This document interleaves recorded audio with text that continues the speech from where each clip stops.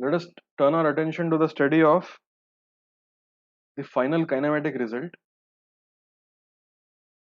that is the Reynolds transport theorem.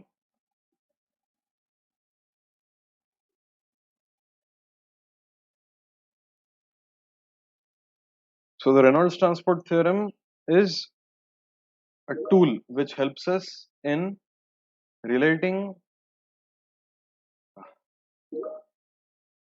One moment.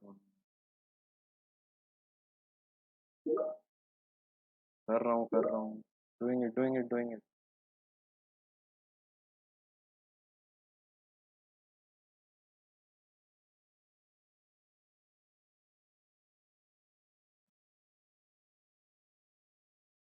The Reynolds transport theorem is a mathematical tool which helps us in developing relationships of conservation. So it will help us in devising conservation of mass, momentum, energy, and it can be actually used to conserve various quantities.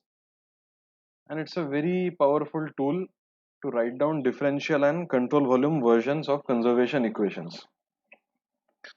So before going into the Reynolds transport theorem, let us quickly look at what is known as the Leibniz theorem. Leibniz theorem is a theorem which sort of tells us the rate of change of an integral which changes with time.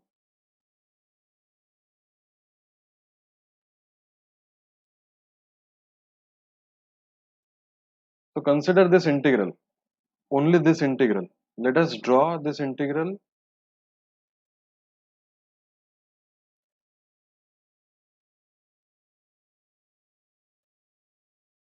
So say this integral looks something like this, and these limits, this limit is a at a given time, this limit is b at a given time. Now we are trying to find out the integral when the limits are changing, when this function at a next time instant, suppose it looks something like this, and the limits themselves have shifted. So the limit can shift to this particular point. So this is at a, this is a at t plus delta t, and this could be b at t plus delta t. So the limit has shifted and the function itself has shifted. So this is the function f at x comma t, and this is the same function at x t plus delta t. So we are interested to find out the rate of change of this entire integral, that is the rate of change of this area under the curve. So essentially we are asking what is the rate of change of the integral. Okay. So before going into the full visualization of the Leibniz theorem, let us look at two simpler cases. The first case is when the function does not change over time, but the limits change in time. So let us consider this function, and this is the limit a at t, and this is the limit b at t. So we are interested to find out the rate of change of the integral a function of time, b function of time, fx dx. Now fx is not changing with time, so even at the next time instant, this function will remain exactly as it looks, but the limits may move. So let us say that the limit a moves to this point. So this particular point is a at t plus delta t, and this limit b also moves. So let's say this is b at t plus delta t. So let's see how we can do that. So let us fundamentally write this. So let me call this a b c d, and let me call this a prime, b prime, c prime, d prime. So essentially I want area a prime b prime c prime d prime minus area abcd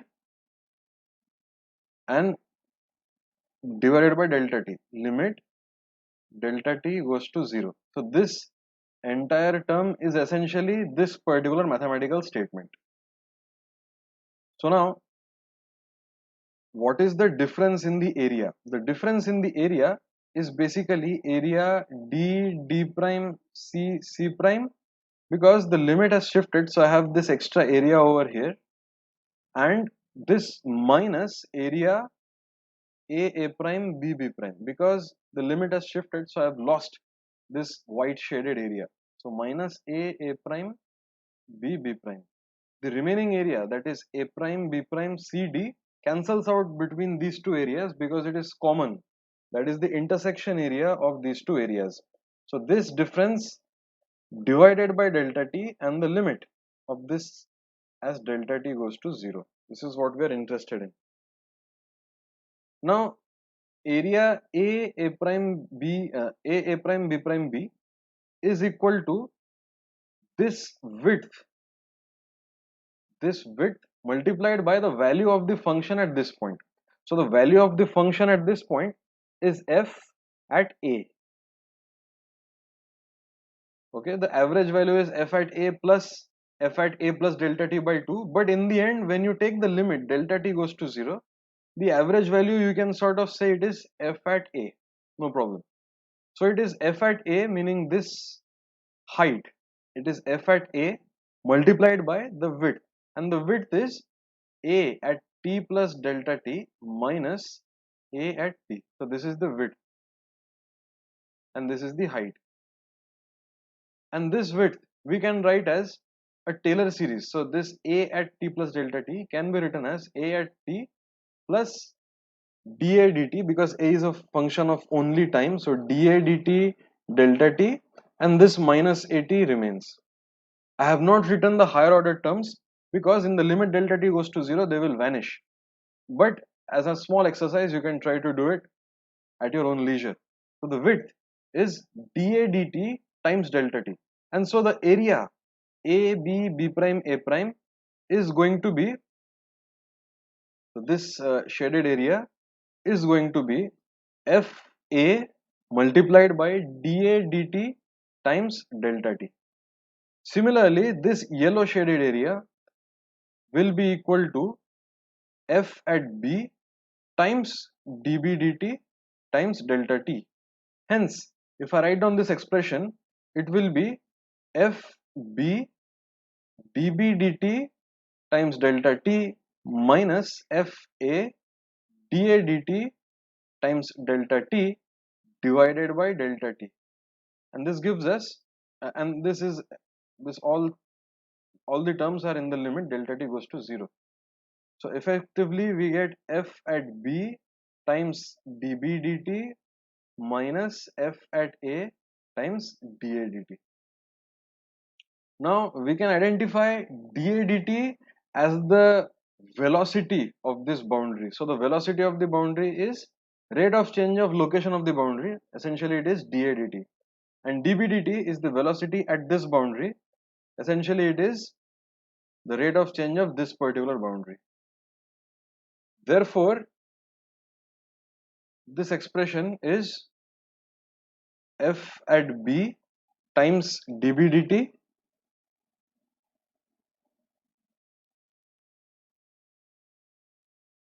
minus f at a times dA dt, and this entire thing is ddt integral a to b fx dx. Let us now take the second case where the limits are not changing but the function is changing over time. So the function looks something like this.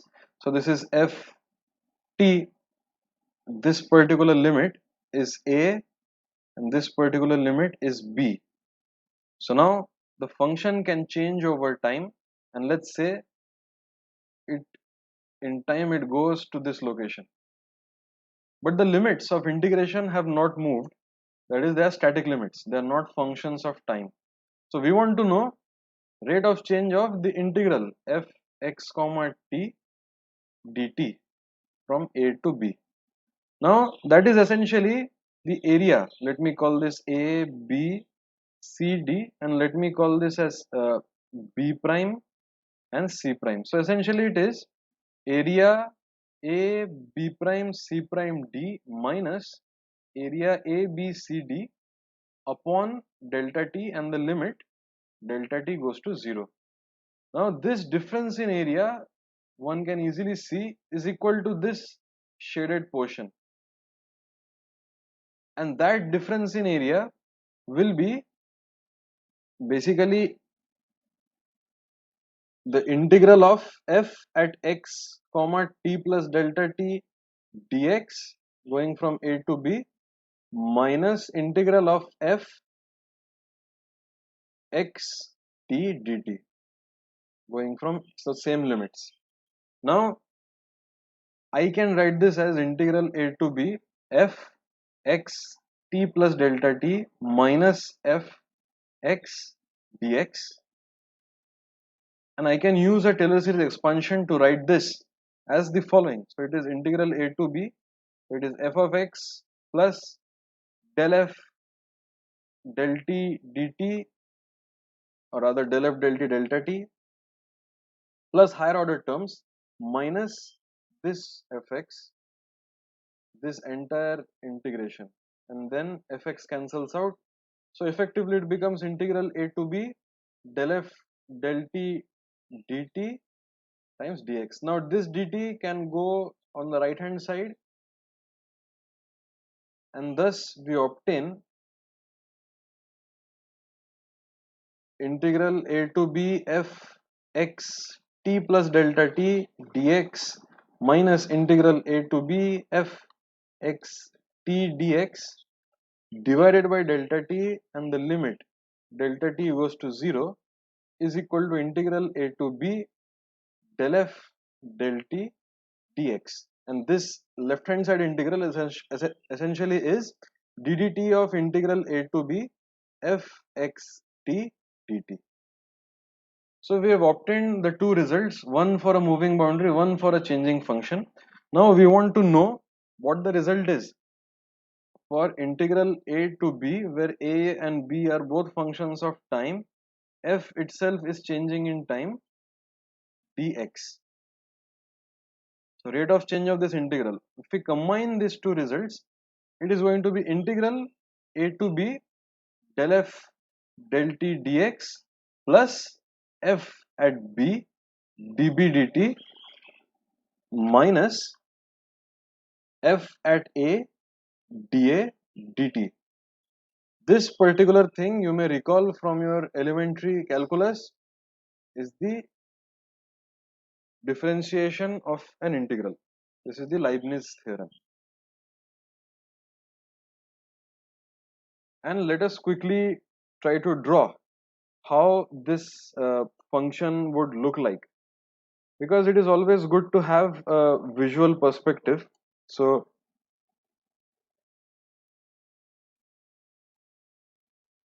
let us draw that particular visual.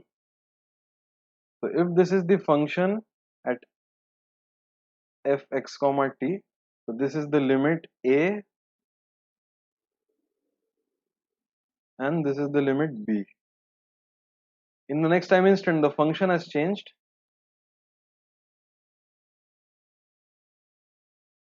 and the limit has also shifted.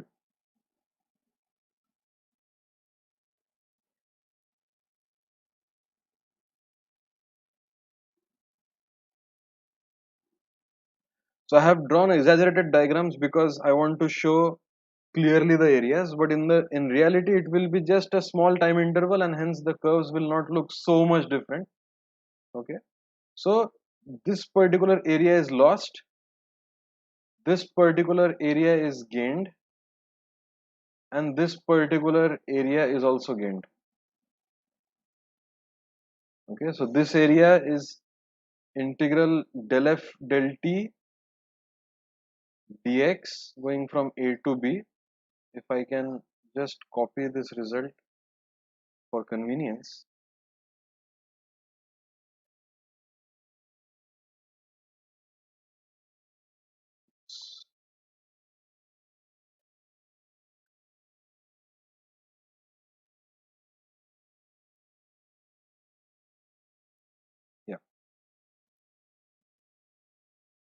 So this is this particular term, this gain in area, and these two areas, or rather these two terms are these areas, this area and this area. So we have gained this red area but lost this pink area. Okay. So these are due to moving boundaries when the boundaries have velocities. Okay. So boundaries have velocities.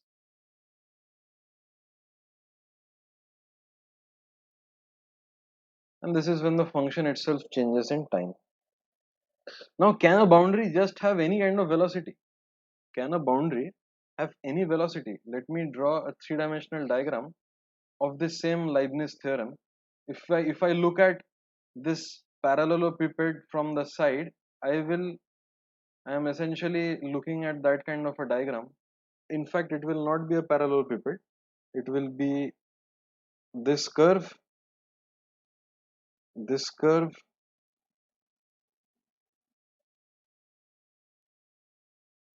So if I look at this diagram from the side, I will essentially see this particular curve. But now I have a unit width. Now look, when this space has a velocity dB dt in this particular direction, after a certain time, this area will come to this location. So then what is the volume swept by the area?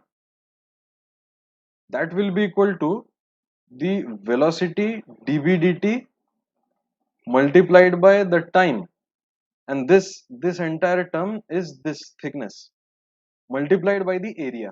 So this area is of this particular face. Now this is true only when velocity and area are collinear, meaning I am having a velocity in the same direction as that of the area. If I have an area like this, the normal vector to the area is something like this, and if I move the area in this direction, I am effectively sweeping no volume. I am effectively sweeping no volume. Therefore, the area swept depends on the component of velocity in the direction of the normal. So it depends on v dot n cap. So the area swept is v dot n cap dA, or rather v dot n cap A if area is constant. Okay, so this you may recall is the flux of the velocity. This is called as the flux of velocity, and I'm sure you have done this sometime in your pre-JE syllabus.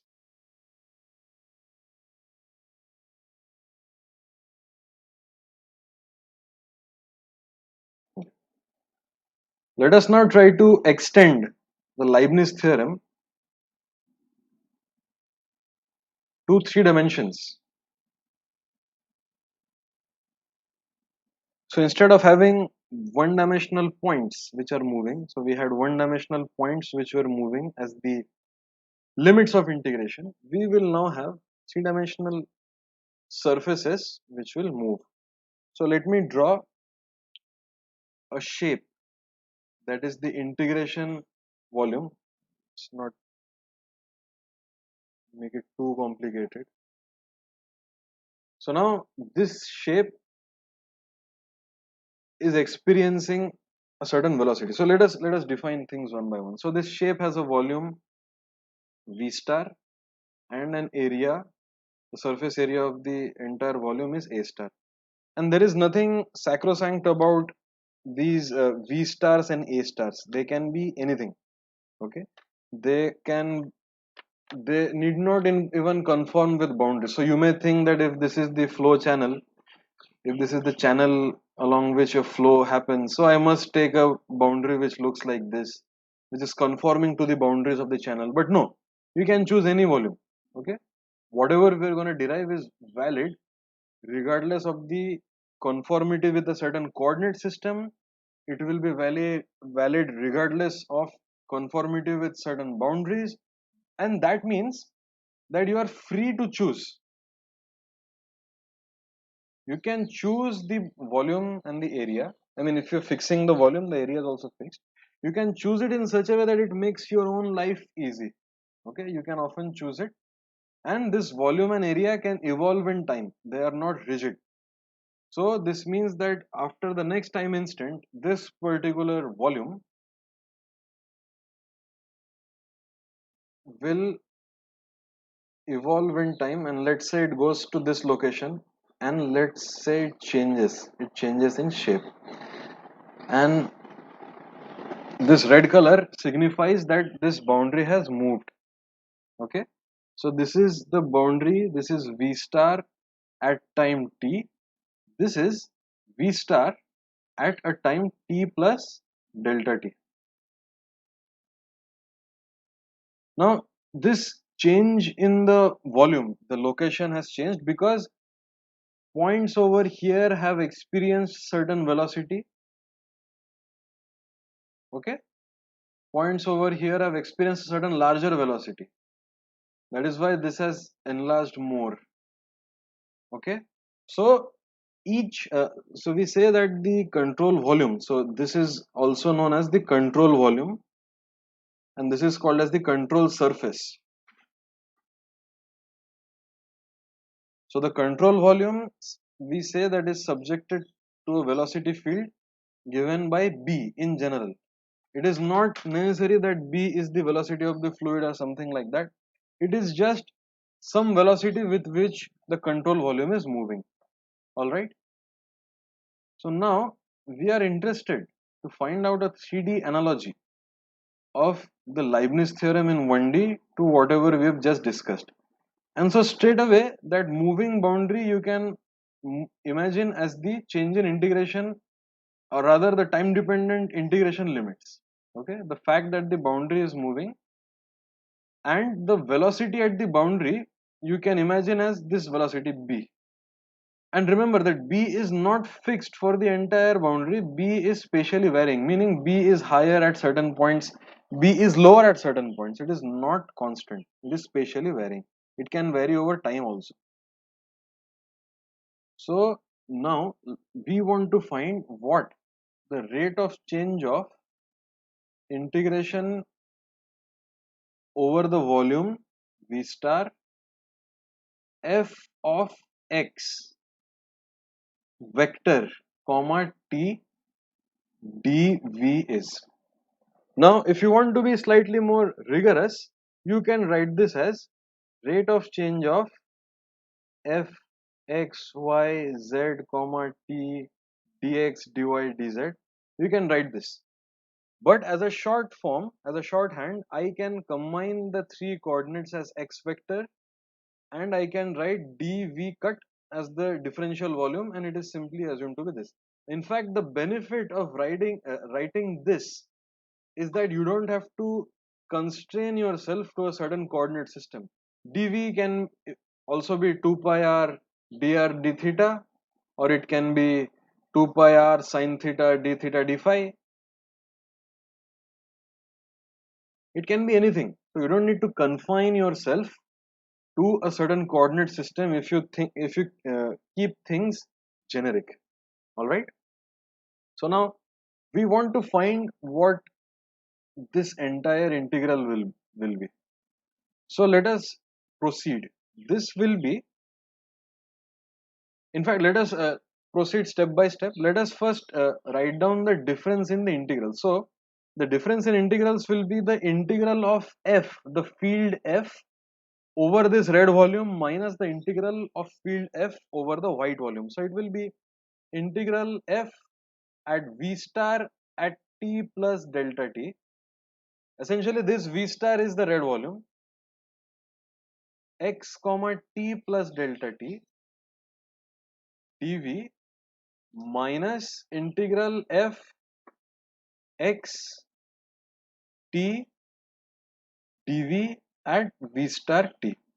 So this is how the difference in the two integrals can be written. Now what we want to do is sort of arrive at some meaningful combinations of terms. So let me just rub this because these definitions are quite clear. There's nothing very difficult to understand. And in fact, let me make this particular term as orange. Okay, so the blue term, let us expand first the blue term. So the blue term is integral v star at t plus delta t. Now let us expand f x t plus delta t in a Taylor series about t. So this will be f x comma t plus del f del t delta t. This is evaluated at x comma t plus order delta t square and so on, and the integral of this entire thing. Now this particular volume, that is v at t plus delta t, can also be written in terms of a Taylor series, but we're not going to write it in this particular format. We're just going to write it as integral v star. So let us write this entire term. So v star x t plus del f del t delta t plus order delta t square dv plus integral delta v star f x comma t plus del f del t delta t plus order delta t square dv. So these are the two terms. We have split the volume into two volumes, and let us look at this term. So minus of f x t dv over v star. So this particular term is that integral. But anyway, let's not skip the step. Let us write it. So we have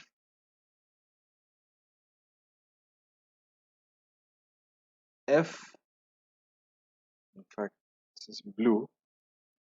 So integral f x comma t dv v star. This is this first term plus integral del f del t delta t dv plus order delta t square integration dv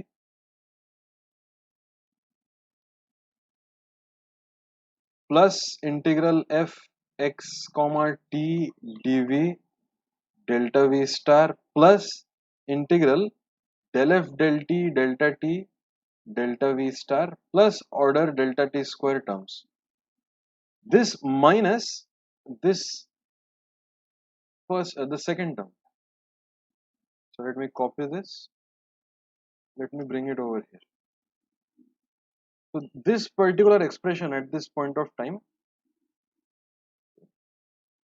so this particular expression is the difference in the two integrals. It is nothing but the difference in the two integrals. So far we have not done something very interesting. So this term cancels out. So we are left with these four terms. I mean, not four terms, but more terms, but they are all higher order terms. So let us see. So it is integral del f del t delta t dv plus integral order delta t square dv plus, so these are integrated over the volume v star at t. Forgotten to write this is at t.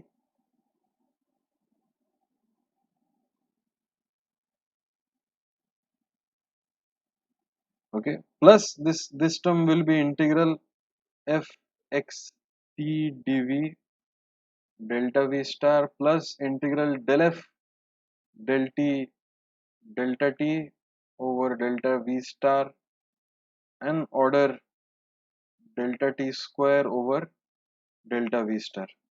Now we are looking at that difference in integral. So basically if I call it I2 minus I1, let us divide everything by delta t and take a limit delta t goes to 0. So let us divide everything by delta t. So the first term, this delta t will cancel out. It will be del f del t dv v star. Now this order delta t square, if you divide by delta t, it will be, there will be order delta t, and as delta t goes to 0, this entire thing will vanish. So this thing vanishes. Similarly, this thing will also vanish. No problem. So now we are left with these two terms. So the first term of these two terms is integral f x t dv delta v 1 over delta t, and there's a limit that I can write it. So let me write it. Delta t goes to 0. Okay. Plus integral del f del t delta. Okay, this should have been delta v.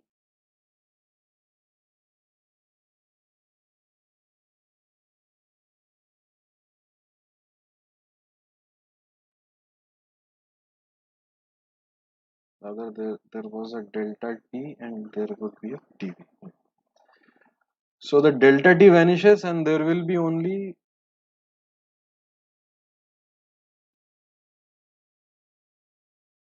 So this delta t would vanish and there would be only dv.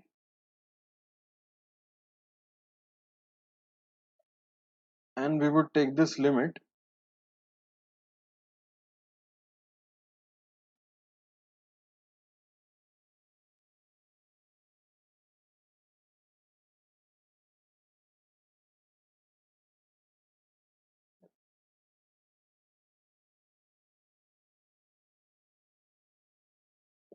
So we have to now find out a way to find what these terms would be. We have to find out a way to find out what these terms would be. So far we have taken the difference in the two integrals divided by delta t. So this delta t cancels out. This whole thing reduces to 0 because you've taken the limit. This thing becomes something like this. So we still don't know what this term would be because as delta t goes to 0, delta v also goes to 0. So maybe this limit exists. And over here we have del f del t dv and this delta v comes into the picture. But over this particular term, as delta t goes to 0, this volume itself is shrinking while this term may or not will not blow up because f is a well behaved function. So this term will not behave erratically in the limit delta t goes to 0. So this will be some numerical value, but this volume has shrunk. So this entire term will vanish. Okay, the logic is clear. The volume shrinks, but the integrand itself is having some finite value. Integrand is finite. Why does this particular term not vanish? Because as the volume shrinks, I have a 1 upon delta t also. So that 1 upon delta t is also shrinking. So it's like some limit small number by small number. So maybe it exists. But here that limit does not exist because that delta t when we had divided gets cancelled with this delta t. This delta t. Alright. So hence it does not vanish. Hence this particular term vanishes. But this particular term does not vanish. Now let us see what happens to this particular term. So let me copy this.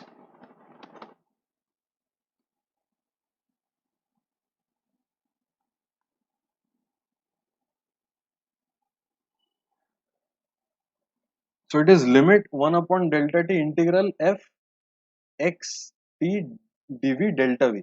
Now if we go back to the original diagram, what is that delta v? Okay, what is this delta v? It was the volume v at t plus delta t which was split between the original volume and a delta v. So this red volume is split into this white volume plus some change in volume. So it is this new volume that is swept, this gain in this yellow volume and a loss of this pink volume. Okay, this delta V is essentially the gain in the yellow volume and the loss in the pink volume. So this is what we mean by delta V. It is the original volume plus whatever change has occurred in the original volume to give us this red volume. Alright. So what is that change? If I look at the surface normal to this point, let me write it as n cap, and if this location has a velocity b like this, then the volume swept, as we have already seen, the volume swept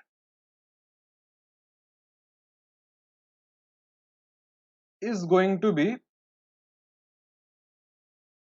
b dot n cap dA and that dA has to be integrated over the entire area, and this is the rate of change of volume, and this has to be multiplied by delta t. So B is the velocity, B dot n cap is the component of velocity along the normal vector. Okay, this is the component of velocity along the normal vector. So this velocity multiplied by delta t, that gives us like the length. So if we imagine a small area over here, okay, so the normal vector is this, and the b dot n cap, suppose this is directly the b dot n cap, it is along this area, okay, this times delta t would have taken this shaded area to this location. So this distance is equal to b dot n cap, that is the speed along the normal multiplied by delta t. The speed multiplied by delta t is the distance. So that distance is b dot n cap times delta t. And the volume swept by this differential area is this dA multiplied by the length, that is b dot n cap delta t. So b dot n cap delta t times dA is like the volume swept, but because it's over a differential area, I have to integrate it over the entire surface, hence there is an integral. So it is as if, because of the velocity of the control volume, I am taking this original white area and sweeping it to a different spot. That sweeping is described by this particular term, and that is the delta volume.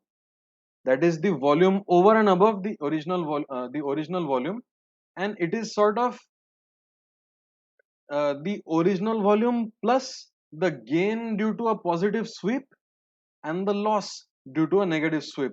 So a positive sweep means when the velocity component is positive along the normal vector, meaning if this is the normal vector, the velocity component is along this direction, it is not zero, so it is sweeping this area in this direction.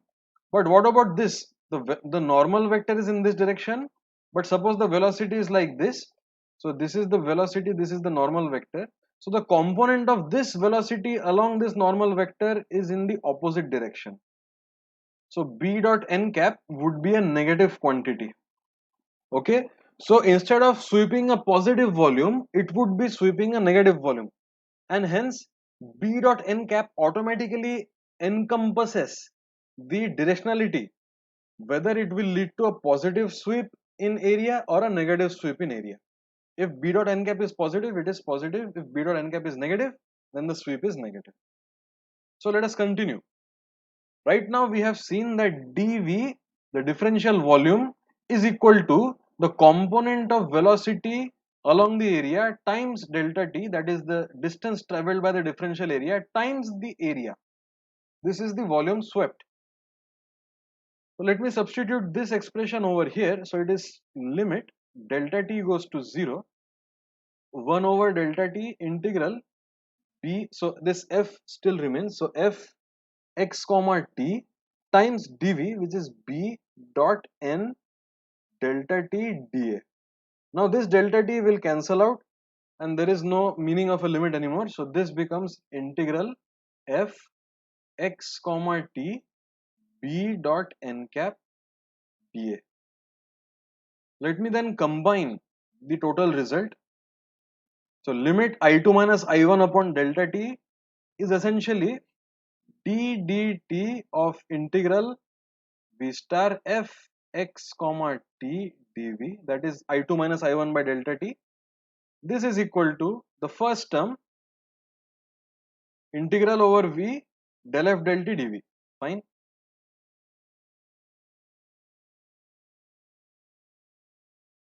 And the second term, which is this integral f x comma t b dot n dA. And this integration is over the control surface because I have converted the volume integral into a surface integral. Now, is there a way for us to convert this area integral into a volume integral? Surely it is using the divergence theorem. Okay, so then this area integral can be converted to the divergence of f x comma t b vector dv.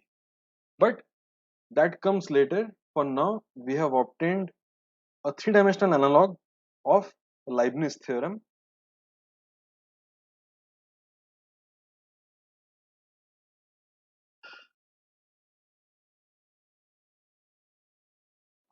Let us now apply our knowledge of the Reynolds transport theorem to some simple problems. I mean, for solving those problems, you don't really need to use Reynolds transport theorem per se, but it helps in reinforcing the concept. Okay, let us consider the following question. We have a cone whose whose base radius is changing in time.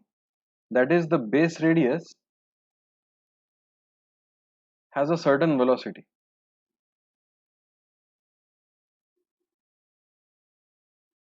and say that velocity is r dot, that is dr dt. So r dot is not any velocity, it's the base velocity. All right. So if the height of the cone is h, let us find an expression for the rate of change of volume. Now the rate of change of volume, we can simply say that the volume of the entire cone, okay, is 1/3 pi r square h, and so the rate of change of this volume is simply 1/3, or rather 2/3 pi r h r dot, right? It's as simple as that. You don't need to know Reynolds transport theorem and all that for this. But just for completeness, let us try to do it. So d dt of the integral f x t d x bar or dv. Sometimes this dv can also be written as dx bar.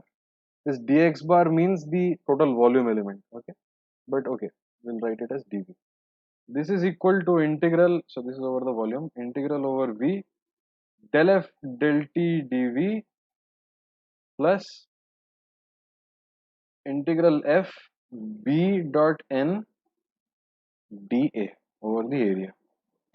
Now let's set f equal to 1. That is, it's a constant, it's a 1. So what does the left hand side become? It's d dt integral 1 dv, and essentially it is dv dt. Alright. If we set f equal to 1, essentially the left hand side is rate of change of volume. So this should be clear, no problem. Now, what is this entire term going to be? So what is d1 dt? It's gonna be 0, because f is set to be a constant. This particular integral will vanish. So we will simply have integral f, or rather f is also gone. It's integral b dot n dA. Now let us consider a small area over here. I mean, I've drawn some isometric view, but okay, let's draw it from the side itself. So let us say we have a small volume over here, a small area over here. So the b vector at this point, see the radius is growing, right? So the radius is growing, so the velocity vector is something like this. The nothing else is changing. So we have a rate of change of the base radius. So the velocity at this point will be like this. Okay. Now what is the normal vector to this area? So I have drawn, so let this half angle be theta. So if this half angle is theta, this is also theta. So this is the vertical, the horizontal axis also. So n vector at this particular point will be equal to cos theta I minus sin theta j. That is the n, the area vector at that particular point. What is b vector going to be? it is the velocity of this area. So now how do you find the velocity of this area? So now let this height be z. We can say that h upon z is proportional to this radius upon, so let me call this r base divided by r. So it will be r base upon r, and it is also tantamount to saying h upon z will be drb dt upon dr dt. So the base radius rate of change, we have already called it as r dot. So this implies dr dt at any point is equal to, so this goes here, this z goes on top, so z upon h r dot. Now recall that r dot is not dr dt in this case. R dot is the rate of change of the base radius. It is the base radius velocity. So we have this. So let me just get rid of this simple trigonometry stuff. Alright, so B vector is Z upon H times R dot. So now what is dA going to be? So what is this slant length? So in terms of dz, let me just draw a magnified portion of this. This is dz, and if this angle is theta, this angle is theta.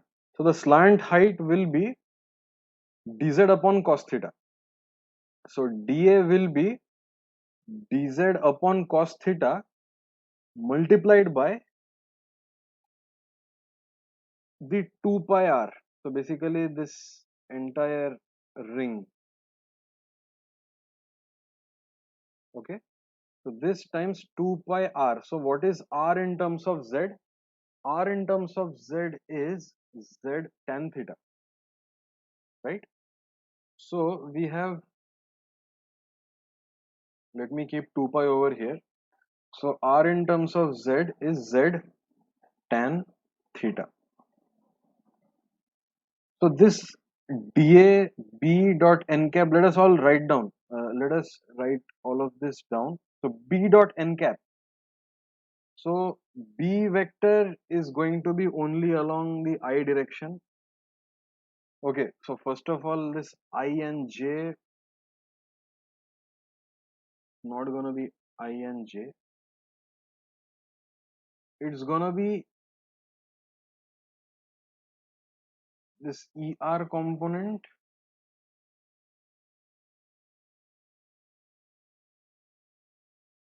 This direction is ER, and this direction is rather this direction is EZ. Because we are using a cylindrical polar coordinate system, the n vector will be cos theta ER minus sin theta EZ. So that's a small caveat. And the velocity will be b upon z times r dot. That velocity is in the ER direction. So thus b dot n cap will become z upon h r dot times cos theta. There will be no component of b along the z axis. Hence there is no other term. Now dA is 2 pi z dz tan theta upon cos theta. So this cos theta vanishes, and thus we have this integral as integral 2 pi upon h r dot z square dz tan theta, where this z will now vary from 0 to h. That is our area, total area. So this will be 2 pi upon h r dot z cube upon 3, integral from 0 to h would be h cube upon 3, and there is a tan theta. So essentially we have this RHS as 2 pi upon 3 r dot, so 1 h cancels out, so it's h square tan theta.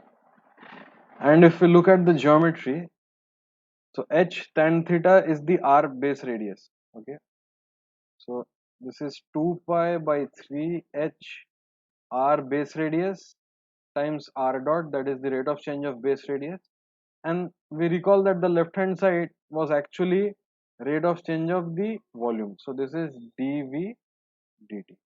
So this is the same result that we had obtained by straightforward taking a differentiation of the volume, but we have found out in a slightly more rigorous manner by applying the concepts of the area sweeping and all that. Okay, the important concepts are finding out the velocity in the direction of the area. So this is that step. Writing down an expression for the area in terms of a common parameter. In this case, it was z. So we cast everything in terms of z so that we can integrate it over z only. And in the end, we could find out the rate of change of the volume. In fact, let us quickly do one more small calculation.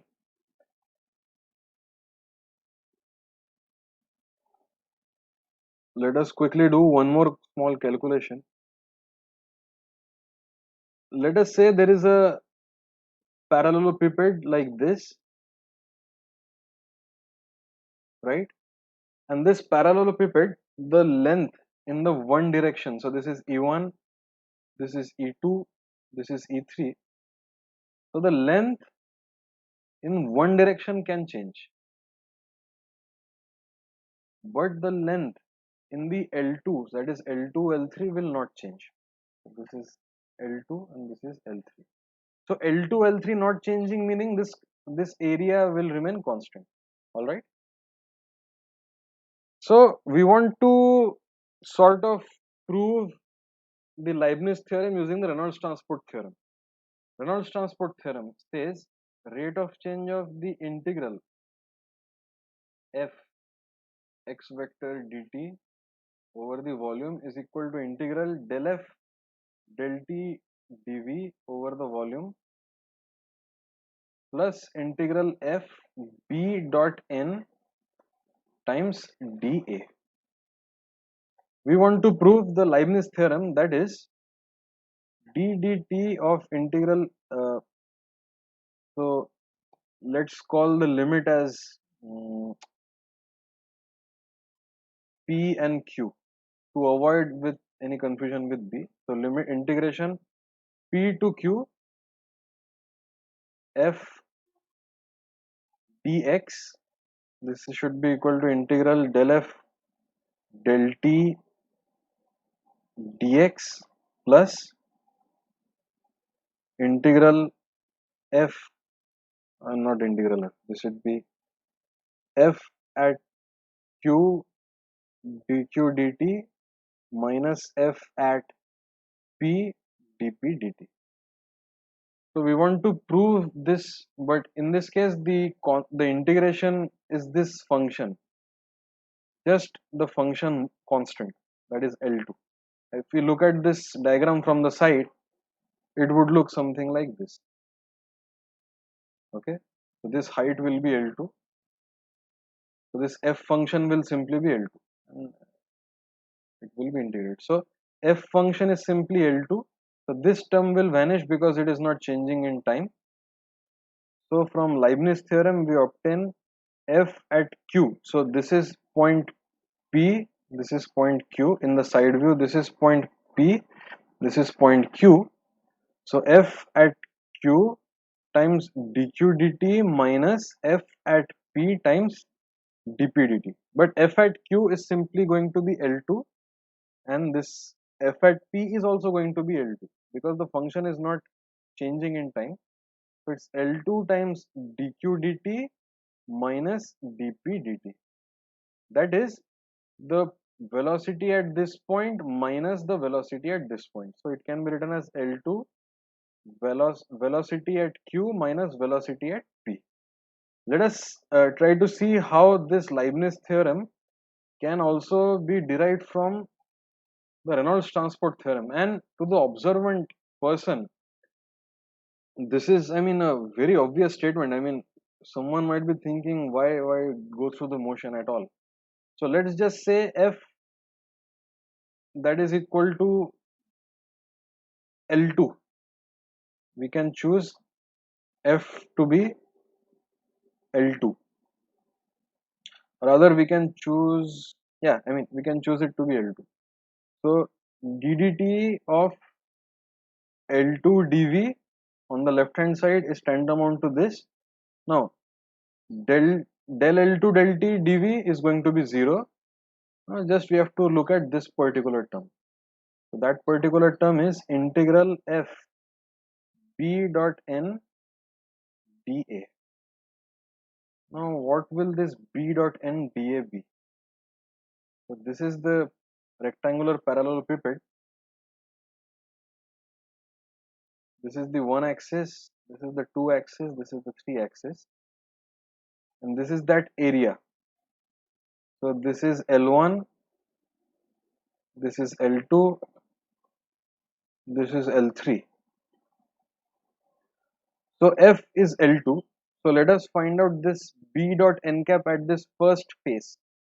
So, N cap is this direction and B is the velocity at point Q, because this coordinate is Q and this coordinate is P. So, L2 is F, B dot N cap is the velocity at Q along N cap, which is same as Q, VQ, times the area, which is L2 L3. All right. So, L2 VQ L2 L3 is this term. What about the other face? It is going to be F multiplied by B dot N cap dA. So, N cap for the back face is this. All right. So, it will be, so let's write it, plus L2, that quantity, multiplied by, now V at P is this direction. This is the velocity at point P. So, V dot N cap is literally going to be -1 because the angle is 180 degree. So, it will be Vp times -1 times the area, that is L2 L3. So, this becomes L2 times L2 L3 times Vp minus Vq, and the left hand side is ddt of integral of L2 times over the volume. So, this is essentially ddt of integral L2 over dx times the area, which is L2 L3. Okay, because this cross section area is not changing, I can write dV as dx multiplied by the cross section area, and the cross section area is L2 L3. So, if you combine this statement and if you combine this statement, if you equate these two, L2 L3 cancels out and you obtain the same result as that of the Leibniz theorem. So, with this we draw an end to this particular lecture.